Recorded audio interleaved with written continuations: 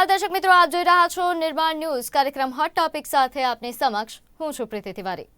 દર્શક મિત્રો, આજે હોટ ટોપિક પર વાત કરવી છે સનાતન ધર્મના સંતોના એક મહાસંમેલન જે હાલમાં જ 11 જૂનના રોજ રાજકોટના ત્રંબા ખાતે યોજાયું, જેમાં રાજ્યભરમાંથી સાધુ સંતો મહંતો આ ઉપરાંત કથાકારો મોરારી બાપુ જેવા કથાકારો પણ ઉપસ્થિત રહ્યા। અંદાજે કુલ 2000 જેટલા સાધુ સંતો આ સંમેલનમાં ઉપસ્થિત થયા હતા, જેમાં સનાતન ધર્મના રક્ષણ માટેના અલગ અલગ મુદ્દાઓ પર ચર્ચા કરવામાં આવી।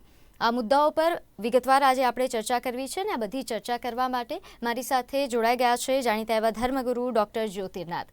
પહેલા તો આપનું નિર્માણ ન્યૂઝ પર સ્વાગત છે। થેન્ક યુ બેટા। બાપુ, શરૂઆત એવી રીતે કરવી છે કારણ કે મહાસંમેલન જે યોજાયું આ હું માનું છું કે ત્રીજું સંમેલન છે જે વિવાદિત બયાનો જે થયા છે સનાતન ધર્મ વિશે થયેલા તે મુદ્દાને લઈને થયેલું એક સંમેલન। આ પહેલા પણ ઘણા સંમેલન થઈ ચૂક્યા છે, આ વખતે થયેલા સંમેલનનો લક્ષ્ય શું હતો, હેતુ શું હતો?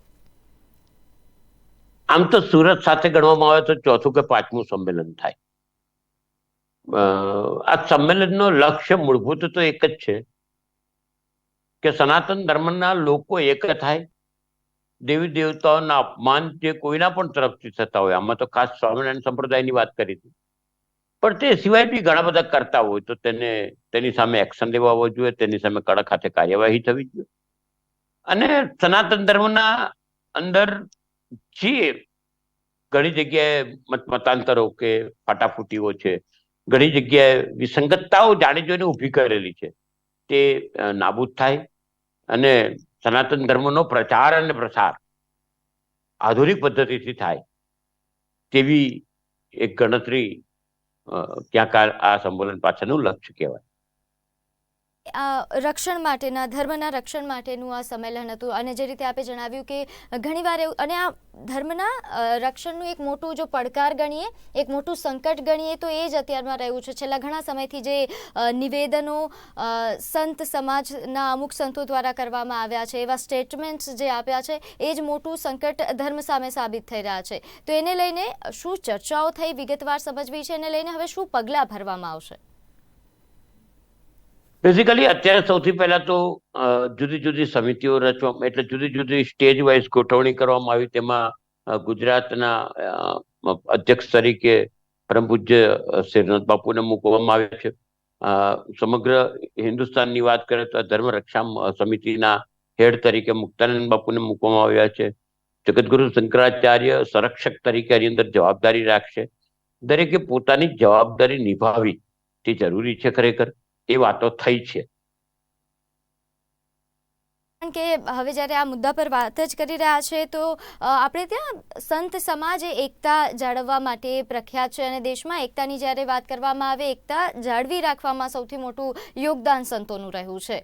અને આપણે દેશમાં કારણ કે અનેક દેવી દેવતાઓની પૂજા થાય છે, અનેક પરંપરાઓને માનતા લોકો છે, આવી વ્યવસ્થા વચ્ચે સંતો એકતા રાખવામાં કેટલા સક્ષમ છે આજના સંતો, હું એ પૂછવા માંગુ છું। કારણ કે ઘણીવાર છેલ્લા ભૂતકાળમાં છેલ્લા ઘણા એવા વિવાદો સામે આવ્યા છે જેમાં સંત સમાજમાં જ એકતા નથી એવું પુરવાર સાબિત થાય છે। તો એ સંત સમાજમાં એકતા આવે તેના માટે પણ શું ચર્ચાઓ થઈ અને એના માટે શું આગળ પગલાં લેવાશે?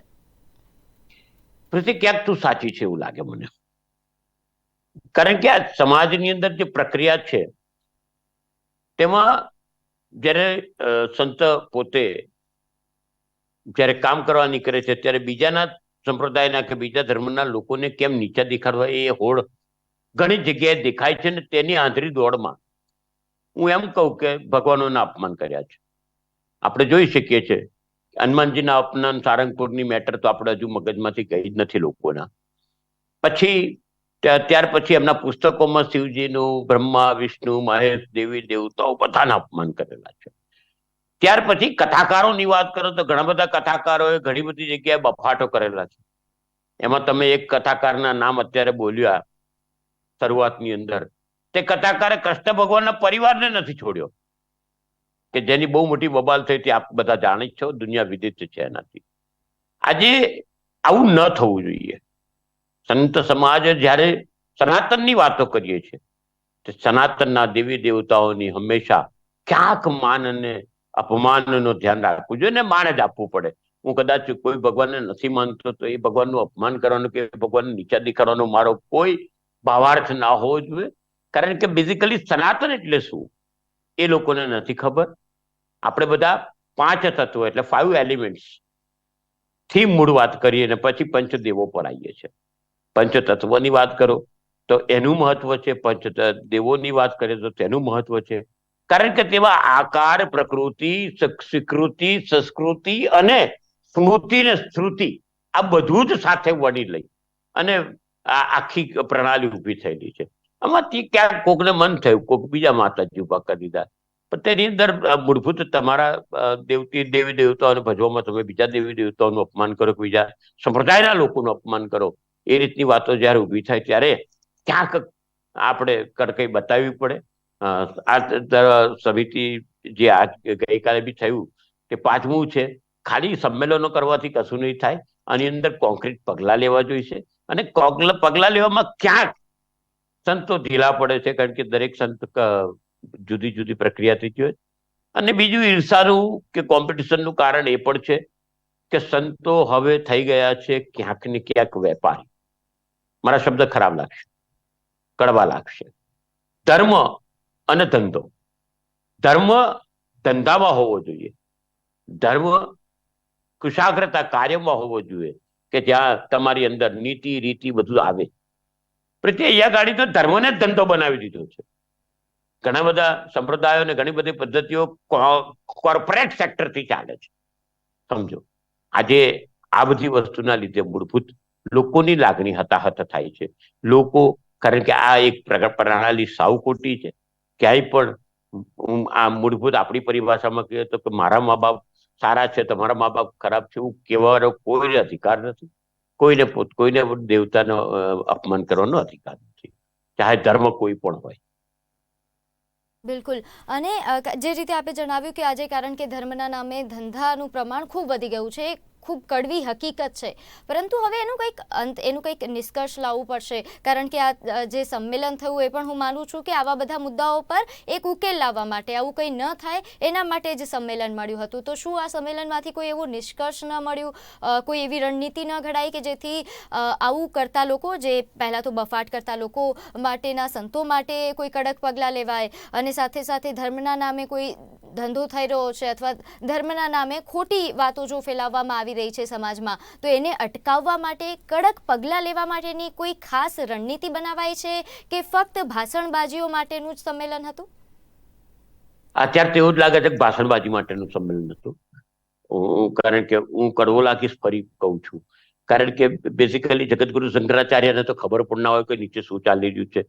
એ નિર્દોષતાની ભાવે ધર્મના સારા માટે આવે છે. એમને એ પણ ખબર રાખવી જોઈએ કે જે કથામાં પોતે અલ્લાહ મૌલા કે ભગવાનના અપમાન કરવા વાળા બાજુમાં બેઠા હોય, તમે સ્ટેજ પર બેસીને જે લોકો વાત કરે છે તે લોકો ધર્મનું અપમાન કરેલું છે. તો એ કેવી રીતે પોતે ધર્મનું રક્ષણ કરશે?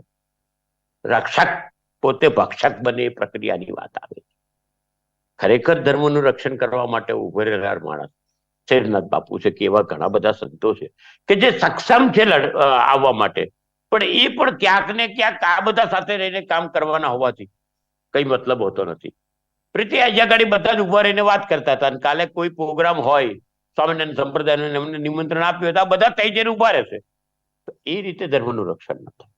તમારે ક્યાંક એમનો બહિષ્કાર કરવો પડશે, એમને પાઠ ભણાવવો પડશે, પદાર્થ પાઠ ભણાવવો પડશે. એટલે હું એવું નથી કહેતો કે મારો, પણ તમે સોશિયલ બોયકોટ તો કરી શકો છો ને, અને તેનાથી રિઝલ્ટ આવે. એમની શાન ઠેકાને લાવવામાં અમે લોકો સક્ષમ થયા છે, અમે લોકો સફળ રહ્યા છે, સમગ્ર સંત સમાજ સફળ રહ્યો છે. તેની પાછળનું કારણ જ આ છે કે ક્યાંક અમે લોકોએ નક્કી કરેલા અમારા નિર્ણયો ઉપર અમે ચાલીએ છીએ કે ભાઈ અમે સ્વામિનારાયણના પ્રસંગમાં નહીં જઈએ, સ્વામિનારાયણના સંતો સાથે સ્ટેજ પર નહીં બેસીએ, અમે સ્વામિનારાયણના કોઈ પણ મંદિરમાં નહીં જઈએ. આવી જે અમે પ્રણાલીઓ લીધી છે તે પ્રણાલીને વળગેલા સંતોના લીધે આ લોકોની શાન ઠેકાણે આવી છે કે માપમાં રહેવું પડશે, નહીં તો આ લોકો આપણને હાવ બહાર કાઢી નાખશે. ને આ જરૂર છે. પણ કાલના સંમેલનમાં એસપી સ્વામીજીનું જે જ્યારે આપણે સાંભળીએ ભાષણ, ત્યારે એમને એવું કહ્યું કે અમે તો સનાતન સાથે જ છીએ, દેવી દેવતાનું અમે કોઈ અપમાન નથી કર્યું, અને જો થયું છે તો અમારા તરફથી કડક પગલાં લેવાશે. અને કદાચ હું માનું છું કે આવું પહેલાં પણ આવું ઘણીવાર ભાષણ અપાઈ ચૂક્યું છે. પ્રીતિ, આમાં મૂળભૂત વાત એવી છે કે એસપી સ્વામી પોતે અજેન્દ્ર પ્રસાદ ગ્રુપના છે. અત્યારે વહીવટ વડતાલ ગાદીનો રાકેશ પ્રસાદ ગ્રુપ કરે છે. બરોબર છે. આ બહુ અઘરી વાત છે સમજવાની. શિક્ષાપત્રીના મૂળભૂત 212 શ્લોક છે, તેની અંદર ક્યાંય પણ કોઈ પણ ભગવાનનું અપમાન નથી. અમે કબૂલીએ છીએ, ચાલો. પણ એ જ વડતાલ ગાદીમાંથી દર્શન સ્વામી, દર્શન વલ્લભ સ્વામી, નવતોન સ્વામી જેવા કેટલાય લોકો છે કે જે આડે ધડ બોલ્યા છે. નાથ સંપ્રદાયના અમારા સંતો માટે ગમે તેમ બોલ્યા છે, કાન ફટ્ટો ને રાક્ષસ ને આ બધું. ભગવાનો માટે ગમે તેમ બોલ્યા છે, શંકરીઓ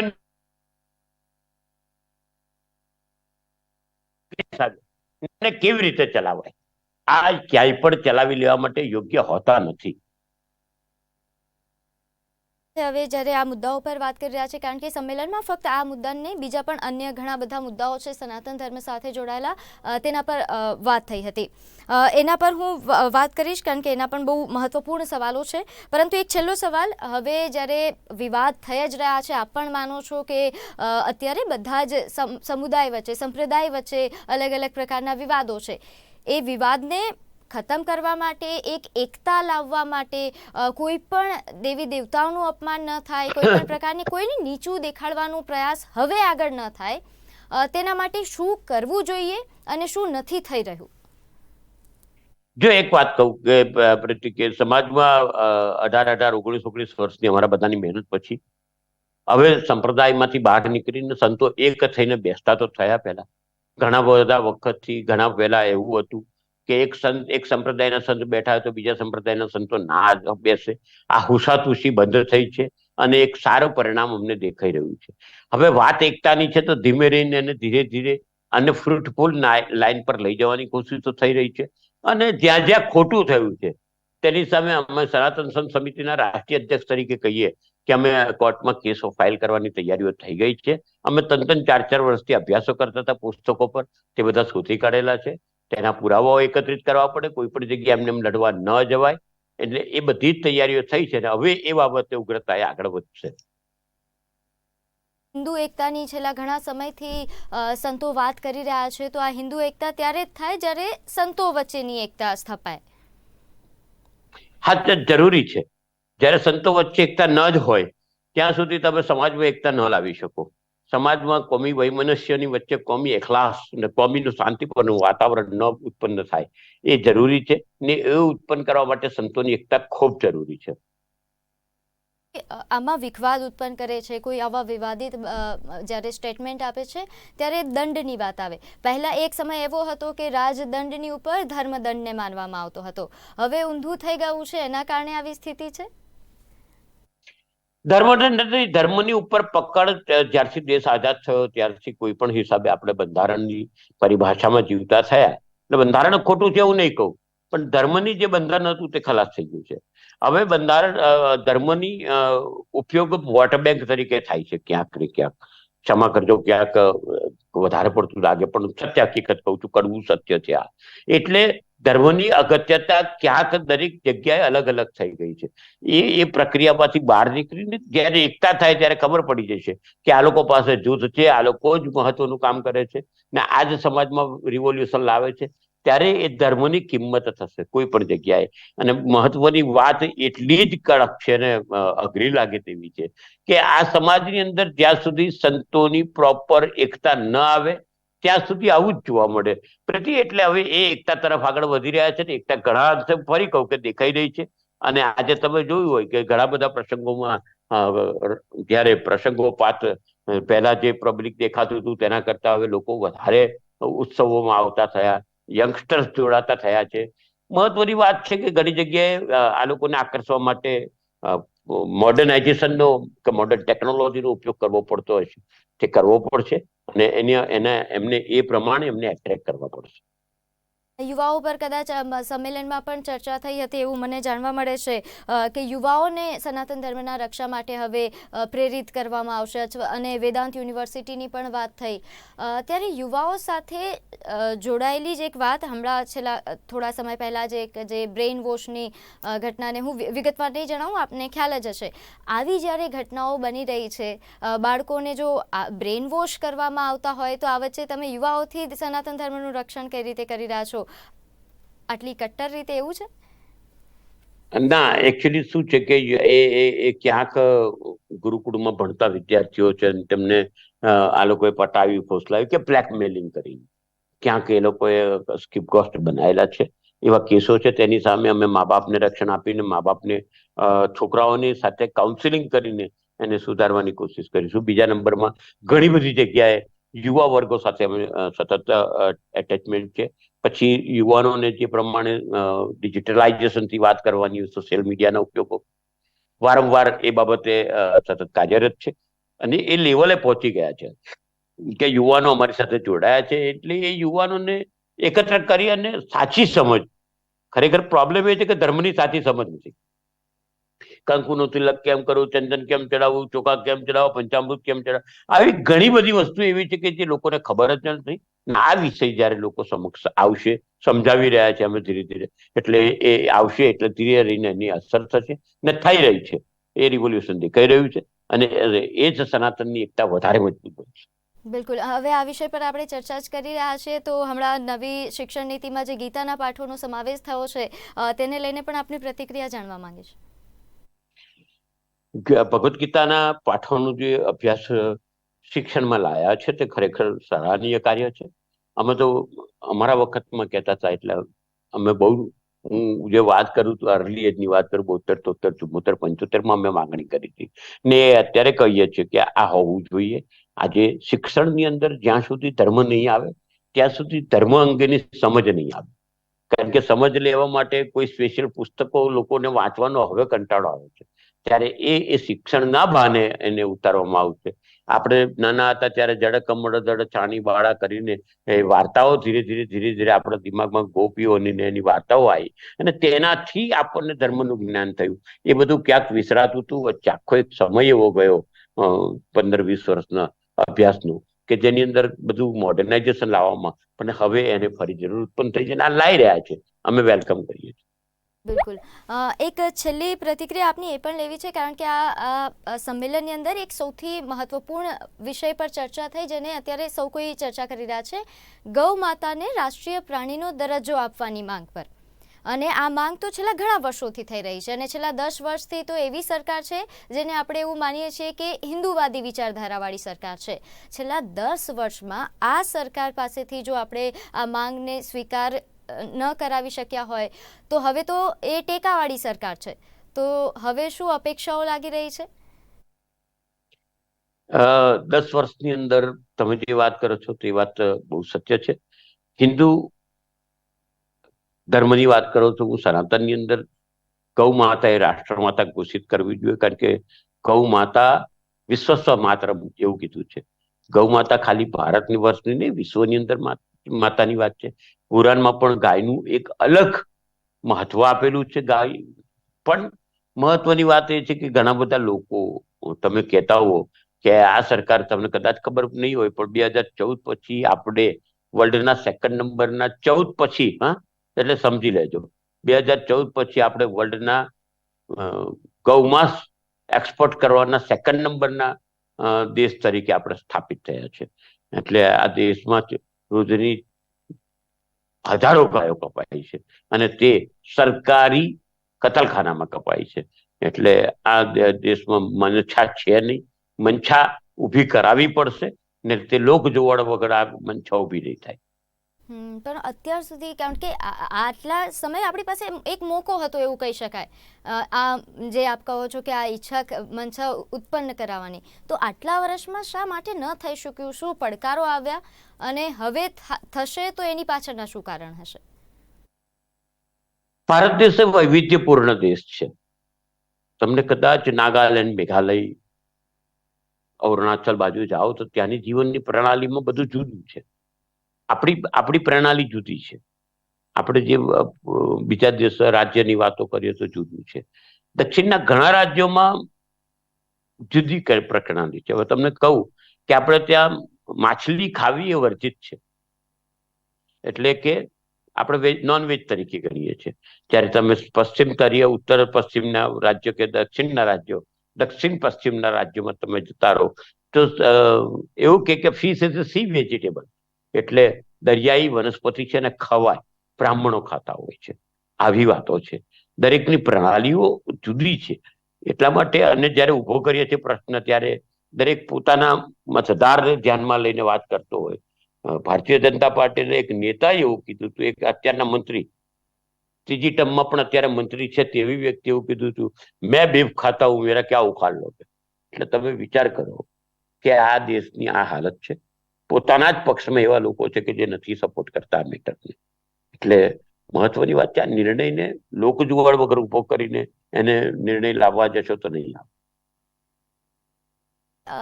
ધર્મની વાત અથવા આ પરંપરાઓની વાત આપણે એક સાઈડ મૂકીએ, બધાથી ઉપર જે આવે છે રાષ્ટ્રીય ધર્મ આવે છે. હું એવું માનું છું કે જ્યાં સુધી એ વિચારધારા છે ત્યાં સુધી ચલો આપણે ભલે અલગ અલગ પરંપરા, અલગ અલગ માન્યતા કે બધું એને સહન પણ કરી લઈએ, પણ રાષ્ટ્ર ને લઈને હમણાંથી છેલ્લા ઘણા સમયથી આ વિષય પર ચર્ચા થઈ રહી છે. એની ઉપર મારે આપની ટિપ્પણી લેવી છે. મદ્રેસાઓને લઈને એવા આક્ષેપો છેલ્લા ઘણા સમયથી થઈ રહ્યા છે કે મદ્રેસાઓમાં જે અભ્યાસ કરાવવામાં આવી રહ્યો છે તેમાંથી રાષ્ટ્ર વિરોધી માનસિકતાવાળા બાળકો બહાર આવી રહ્યા છે. આવા આક્ષેપો છે. એને લઈને આક્ષેપો નથી, આ સત્યતા છે. ઠીક છે, આ આક્ષેપો નથી, આ સત્ય હકીકત છે. કારણ કે અમે પોતે પણ એનો સ્ટડી કરેલો છે, સર્વેક્ષણ કરેલું છે. અને સરવાળે રાષ્ટ્રવાદની વાત કરીએ તો હું એમ કહું, બધા મુસ્લિમ ખરાબ નથી ને બધા સનાતનીઓ બી ખરાબ નથી. બધી બાજુ થોડાક લોકો એવા છે કે જે જેહાદી પ્રવૃત્તિ કે કટ્ટરવાદમાં જીવતા હોય છે. સમજો, હું એગ્રી છું આ વસ્તુને. પણ મહત્વની વાત એ છે કે રાષ્ટ્ર એ ધર્મ કરતા મોટો છે. જ્યારે ધર્મની વાત આવતી હોય ત્યારે વાત જુદી આવે છે, પણ રાષ્ટ્રની વાત આવતી હોય ત્યારે બધું ધર્મ બારવો ભૂલીને એક જૂથ થઈને આગળ આવવું પડે. આજે ઘણા બધા મુસ્લિમ સંપ્રદાયના લોકોએ પણ આઝાદી માટે પોતાનો ભોગ આપેલો છે, આપણે સ્વીકારવું પડશે. અને ઘણા બધા શીખ, ઈસાઈ, પારસી બધા જ લોકો અંદર ક્યાંક ને ક્યાંક સંમેલિત થતા અને આપણને આઝાદી મળી છે. એ રાષ્ટ્રવાદની વાત છે. એટલે રાષ્ટ્રવાદ એ બધા કરતા ઊંચો છે અને તે અમે સ્વીકારીએ છીએ. પણ રાષ્ટ્રવાદ ધર્મની આડમાં લઈને રાષ્ટ્ર અહિતનું કામ થતું હોય ત્યાં અવાજ બી કરવો જોઈએ ને એ બહુ મહત્વનું પાસું છે. એટલા જ માટે મદ્રેસાઓના ચેકિંગની વાતો જે ચાલે છે તે પ્રોપર છે, થવો જોઈએ સર્વે. અને ખરેખર ત્યાં શું શીખવાડાય છે તેના અભ્યાસક્રમો પણ અભ્યાસ કરવા જોઈએ. સંત સમાજ શું આને લઈને કોઈ પગલાં લેવા માટે તૈયાર છે અથવા એવી ઈચ્છા ધરાવે છે? હા, સંત સમાજમાં પણ આ વસ્તુની માગણીઓ કરીએ છીએ અમે લોકોએ. અમે ગયા વર્ષે પણ પ્રધાનશ્રીને અને રાષ્ટ્રપતિશ્રીને આ વસ્તુની માંગ કરી હતી. ફરી પણ માગણી કરવાના છે કે આ બાબતે ઉગ્રતા વાહે ખાલી તમે મદ્રેસાઓને ટાર્ગેટ ન કરતા, સાથે સાથે તમે ચર્ચ પણ ઘણી બધા જગ્યાએ આવા કૃત્ય કરતી હોય છે, તેને પણ જોજો, તેના પણ અભ્યાસ કરજો. બિલકુલ. આપ અમારી સાથે જોડાયા બાપુ, આપનો ખૂબ ખૂબ આભાર. તો દર્શક મિત્રો, હાલ કાર્યક્રમ હોટ ટોપિક પર બસ આટલું જ. આપ જોતા રહો નિર્માણ ન્યૂઝ. નમસ્કાર.